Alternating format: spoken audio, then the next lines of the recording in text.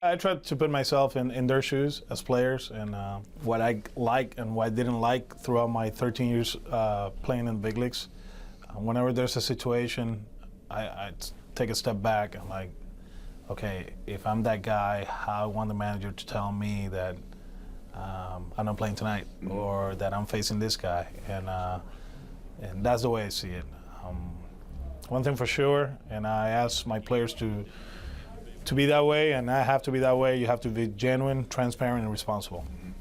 I told them from the get-go, and throughout the season, just watching them interact with the media, with themselves, with the opposition, and the fan base. They did it, and they did it since day one, and they got the message, and they came through. Well, we saw it from you, too. There was more than a handful of times where you sat behind the microphone and admitted a mistake, which is not necessarily always the case with the manager. Why was that so important for you to do? Well, because I asked them to be that way, and if I asked them that the first day of spring training, and then I acted differently, then they're going to point fingers at me like, well, you want us to be that way, but you're not. You've been very big throughout your time here as a player and everywhere you've been, and even more so when you've come back, and the whole concept of social responsibility. We've seen what you've done back in Puerto Rico. Why is that inherently a part of who you are, and how much of your job description do you think entails you having to do that? Well, I think I had great parents. I was lucky enough to have my dad for 13 years, and he gave to the community. You know, he was the founder of the Little League chapter in my hometown. And my mom, she believes, she's a believer.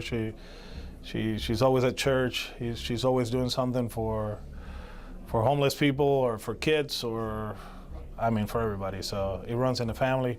You have to be in the moment each and every day. You got to be paying attention, but at the same time, as the manager of the team, you got to be thinking long term. What's the challenge associated with that? How do you balance that out when you know that I got to be in the moment, but I got to take care of my guys, and I also have to have a vision for long term? Yeah, it's a lot of work. I think you surround yourself with people that are going to help you, that you can delegate, and they can help you out in the short term while I'm thinking long term. There were days that I would love to be on the field, but I can't do it because I got a meeting with Dave or with Zach, the analytic department, and talk about what we're doing tomorrow and what we're doing in a month, or what's the vision for 2019.